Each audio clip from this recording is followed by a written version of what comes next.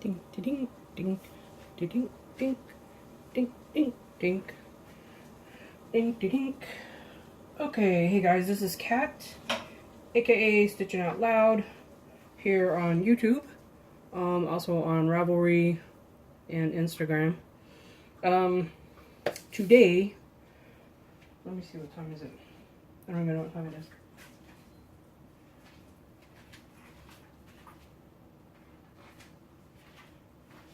Today is October 15th, 2017, and it's actually almost 2 o'clock in the morning.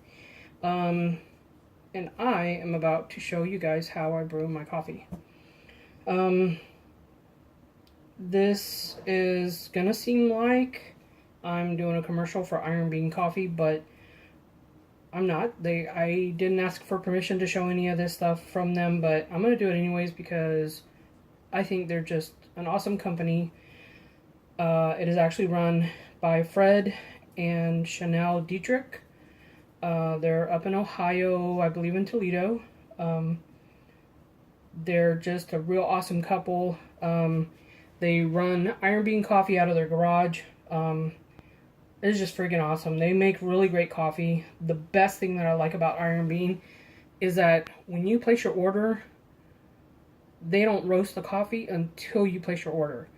Now, I don't know how many coffee roasters actually do that, but for me personally, I would rather know that than go to the store and buy something off the shelf that somebody suggests that I don't know how long has been sitting there. So the whole deal with that is that once the coffee is roasted, the beans will actually release gases even after it's been roasted. And that's why sometimes when you go into the store, the packaging feels like it's kind of puffed up. That's because the beans are still releasing gases and not that kind of gas. Eventually the beans will actually start to oxidize, and that's what gives it like a stale, to me, almost like a metallic taste to the coffee, which to me, I just do not want. So, knowing that they don't actually roast the beans until after you place your order, and actually they say that, quote unquote experts say that the best time to actually start grinding and brewing your coffee is to after roasting, to let it sit for about a week to 10 days. Then you can start grinding and roasting or grinding and brewing your coffee. That's what I've read. That's what I've seen in videos and stuff. So I don't know. I don't know I've never actually tested that for myself. I'm just going by what other people have said, experts in the field. So anyways, I have to show you guys this. I just got this today. This, it may kind of be hard to see. This is Iron Bean Coffee mug that I just got today in the mail. Look at that. Oh, I should have, hope you guys can see that. Iron Bean Coffee Company, 2017. Ooh. This little ghosty, that is their logo, which is Nori, which is an owl, and is actually, Nori is iron, spelled backwards. And she's dressed up like a ghost. And you can see she's getting ready to go trick-or-treating. I love this mug. I'm not an orange person, but this is like the perfect Halloween mug. It's got orange and the black glazing here up on top. It's not numbered, but it is, I don't know if you guys can see the stupid lighting. It is made by Deneen Pottery. Fabulous, big, wide mouth. This is their latte mug. And it's beautiful. I love it. It's just awesome. And this is the coffee that I'll be roasting. Iron Bean Coffee Company. This is a dark roast coffee. It's called Thor. This is actually their sampler size bag. It's only like 4 ounces. This was actually given to me by a good friend by the name of Brian. Hey Brian, what's up? Mr. Cranky Pants. And here's a little bit of info that they put on the back. Come on, show it. Roasted and packaged by Iron Bean Coffee Company. Yada yada. Go check them out. IronBeanCoffee.com. They are fabulous. They're fabulous people. They're sweet. They're awesome. They make great coffee, and I just can't say enough about them. I'm just whipping the coffee right now, or sniffing it.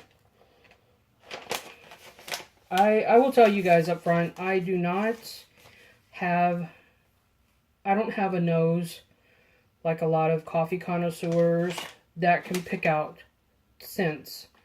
I can't tell you that this smells like, I don't know, caramel and chocolate with a hint of stone fruit on the bottom, and I just can't do that. All I smell is, and it's funny because all I smell is smoky coffee. I just know it smells great. It smells fantastic. Okay, so I want to show you guys my setup. I already boiled my water.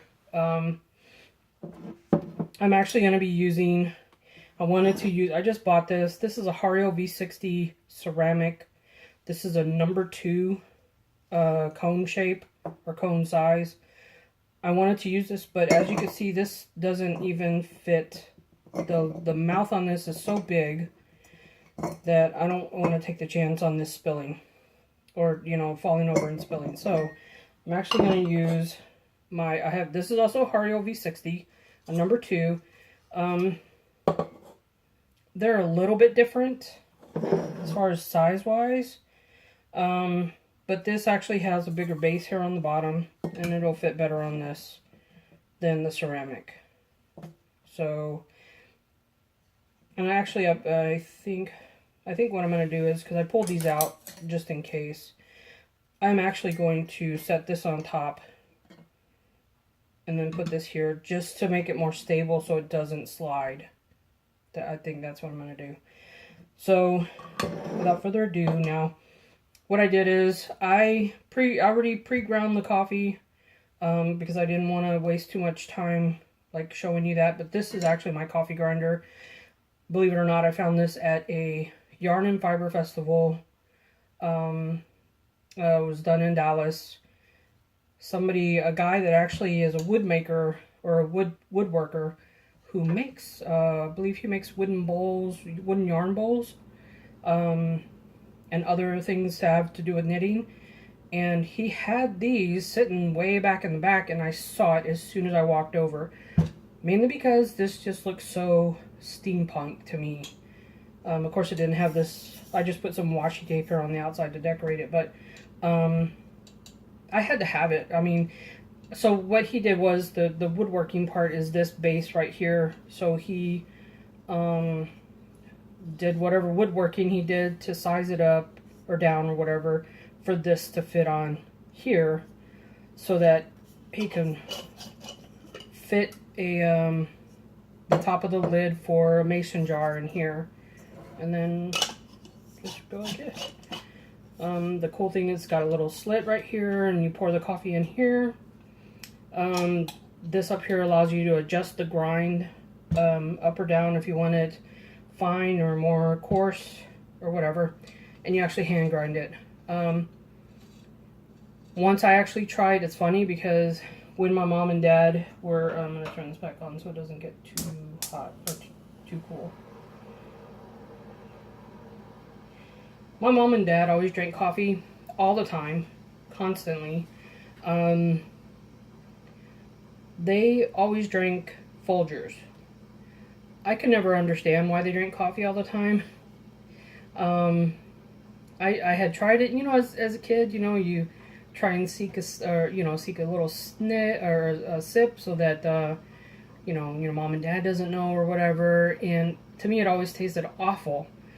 Then I started working nights back when I was like 21, 22, something like that. I started working nights at a plastics company, and it was hard staying awake. So I did what I had to do, and I started drinking coffee. Um, and I kind of got used to drinking coffee. I kind of got the flavor for it, or the taste for it. But to me, there was always something about it that was just kind of off, and I just couldn't figure it out. My mom and dad always made coffee, and just like your regular Mr. Coffee maker.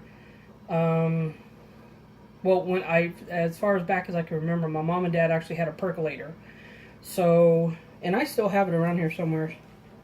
I don't know where it's at right now, but I still have it. And then they, of course, as technology came through, they had a Mr. Coffee maker. Later on, my mom discovered the Bun coffee maker, which, if anybody doesn't know, it's kind of like the Keurig, where it has a reservoir for water that keeps it hot all the time. And so I think that's kind of where the Keurig came from, because the Bun coffee makers were meant for like restaurant and industrial type settings. Then they started downsizing them for in-home use. And so my mom discovered this at Sam's or whatever, and she bought one right away. And from then on, that's all we ever used was the Bun coffee maker. But it has, like I said, it has a reservoir in the back, and so it keeps the water hot until you're ready to brew. So then you would pour the cold water on top, and it would push the hot water out from the bottom. And since the water is already hot, you don't have to wait for it to heat up and brew your coffee. It would just automatically push that hot water out, and it would make your coffee like within less than like 3 minutes, I believe. It wasn't, so my mom was in love. She really loved it. We had, I don't know how many different Bun coffee makers from the time she discovered them to the time she passed away. 3 or 4, I think. And because they would break down or whatever, they would get clogged, yada yada. So, and it's funny how through the technology, I learned about the Keurig. I actually started drinking more coffee because of the Keurig. And I tried several different coffees, and of course I found out, like the K-Cups. I found out for myself that I preferred using the little empty basket, or the I forgot what they call them now, but you can go and buy the little empty basket, and you could buy whatever coffee you want to put in the basket. I found that I like that better. Oh, excuse me. Then one day, I was watching videos and whatnot, and somebody mentioned about grinding your own coffee right before you brew, because that's how you get the ultimate flavor out of the coffee bean. And they explained the whole oxidation process, and then that, it just kind of made sense, So I decided one day I was going to try it, because if you ever go to Starbucks, they kind of do the same thing where I mean, you really don't know how long their beans have been sitting around anyway, but you're getting the fresh ground beans. If you drink just their coffee, I'm not talking about the fancy drinks like the frappuccinos and mochachinos and all that. I'm talking about just plain black coffee. It has more flavor.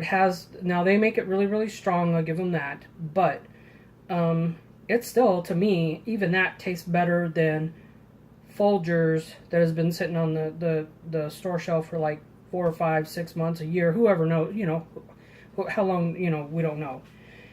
So anyways, so I went to a coffee shop one day, so I heard about this, and I asked to have a pour over done, and when they did it, it just blew my socks off. I just could not believe the amount of flavor and just the no bitterness, and I can't even explain it because I'm not good at that. I don't have the nose, I don't have the palate for that, but it just blew me away, and I knew I had to start grinding my own coffee. So that's what I did. I went and bought, I've tried a couple of different electric grinders, and I don't know, there's just something about them that does not compare to an actual hand grinder. Now, that's just me. That's my opinion. I don't think I may. It's funny because I was talking to my boyfriend, because it sometimes this is, I mean, it really does do a number on your muscles whenever you're trying to grind the coffee beans. Some of the coffee beans are really hard for some reason, and it feels like you're trying to grind a rock down to dust. So, but I was laughing and I was joking with my boyfriend, because this actually has some little flats right here. It's, instead of threads going all the way around, it's like it's ground down. There's no flats. I mean, there's no threads. It's just flat on two sides. But I was joking with my boyfriend. I'm like, man, I need to find a drill to put on this so that when I get ready to grind my coffee, I could just, instead of using this hand crank, I could just use the drill and have, ground coffee in split seconds. But yeah, I don't know if I would actually ever do that. But anyways, we were just joking around about that. So, so ever since I found or discovered grinding your coffee and discovering the Hario V60, I have not turned back. I actually have a similar setup at work so that I can have fresh ground pour over coffee at work. So I'm just going to go through and show you guys how I do it. Now, a lot of people, or the experts say, and a lot of connoisseurs will tell you, or I'm pretty sure I'll get comments or something telling me that I'm doing it completely wrong because I'm not using a scale and I'm not weighing every bit out, and I'm not, excuse me, I'm not doing it to the T. But I find that through, trial and error, I found that, to me, this coffee tastes great. It tastes fabulous. I love it. And that's the way I'm going to do it. To me, there should be no hard, fast rules that, well, you can't do it that way because you're not doing it right. They tested it and this is the way it should go, so you should never ever do it any way different. To me, that's just bullcrap. Do it however you want to do it. I mean, if you like a strong coffee, use like half the coffee beans if you want. I don't know, however. I mean, if that's what you like it, that's the way you like it. So, yeah, I'll probably get some comments about that. But, it doesn't bother me. And it won't. So let me just get down to what I'm doing here. Again, here's my iron bean coffee beans. Earlier, I went ahead and filled it up because grinding is such a pain in the butt. I went ahead and did my grinding ahead of time. So what I did was I took this little scoop. This actually came with my red ceramic Hario V60. And I filled it up to the top. It might have had a few extra beans on top. I didn't make it flush or whatever. I just filled it up to where the little cup was filled up all the way. And I opened this and I poured the beans in there. Now, it was a little precarious because I went to tip it like this and the beans went all over the counter. So I'm pretty sure I lost a couple there on the floor somewhere. But so that's this. I always go with this, and I'll show you another one. And I only use this because it's just easier. It was easier to pour out of the bag. So, but usually I keep my beans in this mason jar. But I still have some beans that I haven't finished yet. And I have this. This is actually a tea scoop, or a teaspoon from Tivana. Now this one, whenever I keep this in here, so whenever I scoop out my coffee beans, I use 4 scoops of this. So about 4 scoops of this is about the same as this. About the same amount.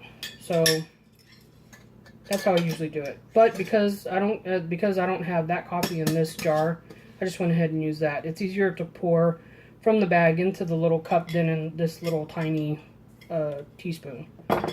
So I've already ground everything. Got my water boiled. This is my gooseneck kettle that I use.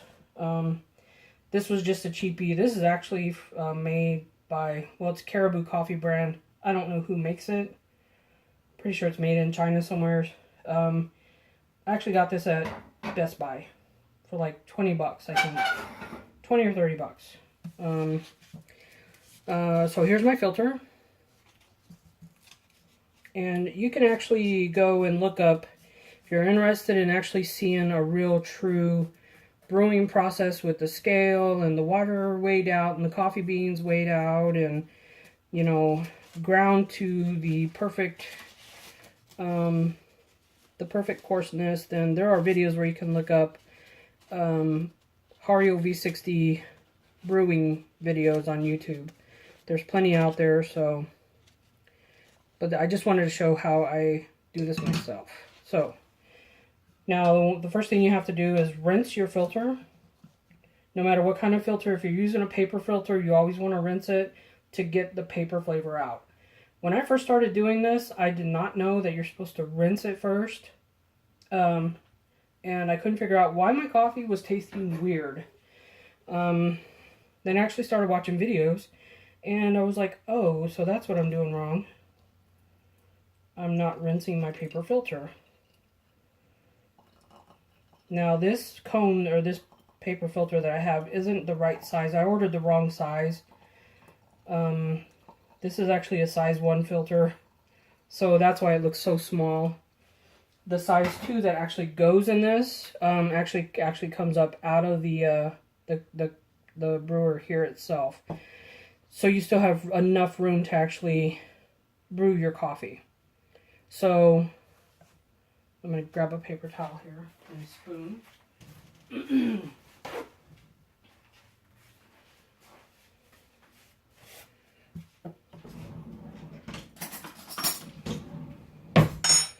So I'm going to dump this.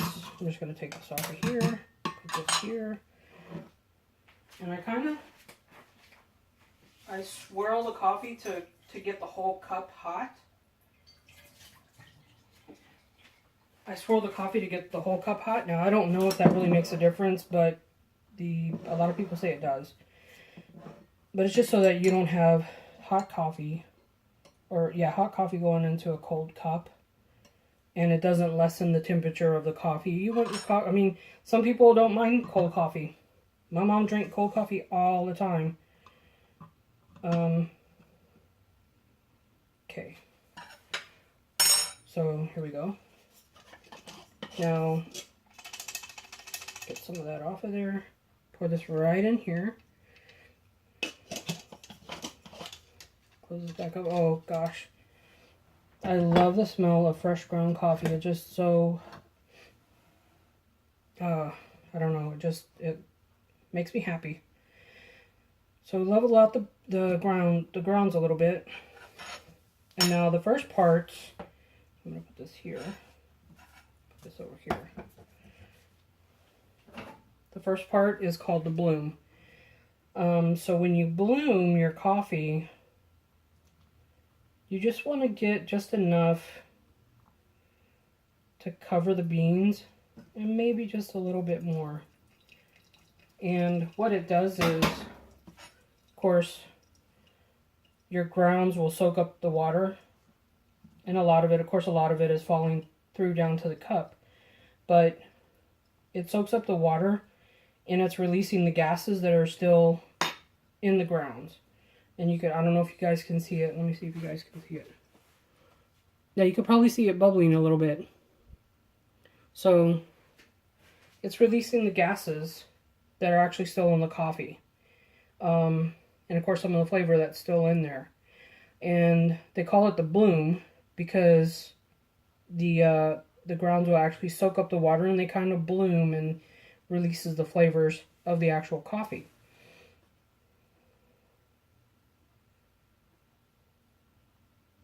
Now, they say that the best timing is to wait at least 30 seconds from the time you start pouring to let it sit for 30 seconds and then do your second pour.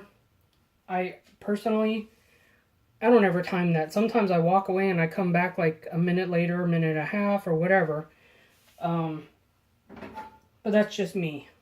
I'm not, again... I'm breaking all of the rules right here. So then I come back in with my second pour, and this is where the loveliness happens. And I just keep pouring until it gets right to the top of the paper filter. Right there. Now, if I was using the proper filter for this, I would still pour it at about the same height. Right here, I'm actually looking, there's a little stamped on logo here that says Hario and O2. I could see that through the filter if I had the right one, and I still pour to about that same level. So I'm going to give it here a little swirl.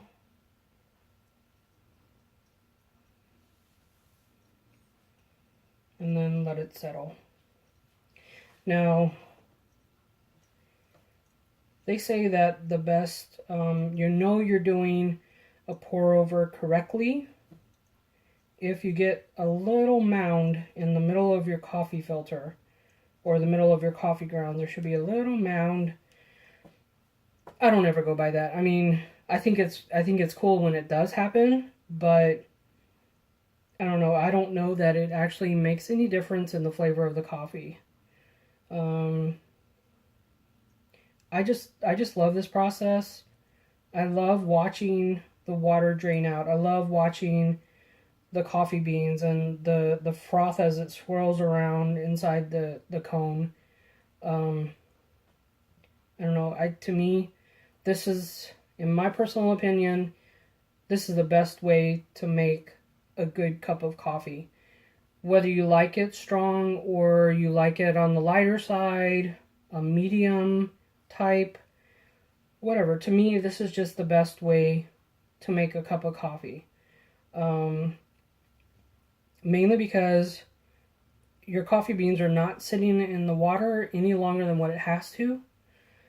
And you're using fresh ground beans. And it's just, I don't know. And I just love the process. Some people, they just can't wait. They have to have it right now. Put it in the Keurig. I don't care. I gotta have my coffee now. And that's fine. I'm not, saying anything bad about it because I was there at one point. I was there. But discovering this and really learning the true taste, or learning what a true coffee should taste like, in my opinion, and the way I like it, I'm willing to put a little bit more time into it to get that really great cup of coffee. Really great cup of joe. So it looks like it's done brewing. And I actually almost got a whole cup of coffee there. Now, I have had some coffee beans that will soak up so much water, and it just doesn't.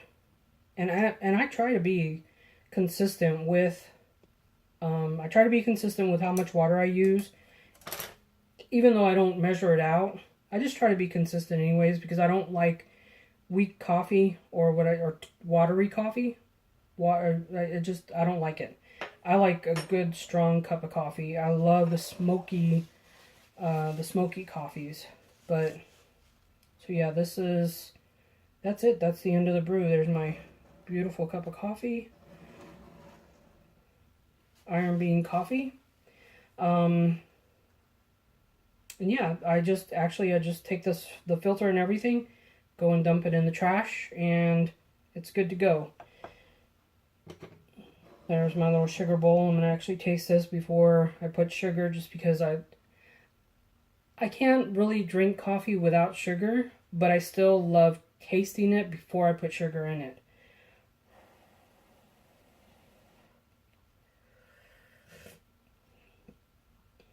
Oh man, that is some good stuff, you guys.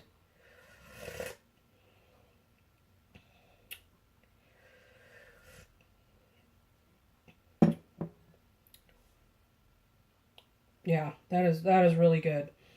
There's a little bit, like a tiny bit of bitterness coming out in the back, but once I put sugar and creamer, I won't even taste that, but I get a strong, smoky, woody flavor. Almost like a campfire, if I can dare go that way. But yeah, it's, other than that, I don't know what other flavors are underneath. Chocolate, strawberry, lemon, creamy, tart, whatever. I don't know. I can't taste all that. But I just know that this is a damn good cup of coffee right here. And Iron Bean, they're so fantastic. And if it makes any difference to anybody else, it's owned and operated, again, by Fred and Chanel Dietrich. They are awesome. And if it helps, Fred is a Marine veteran.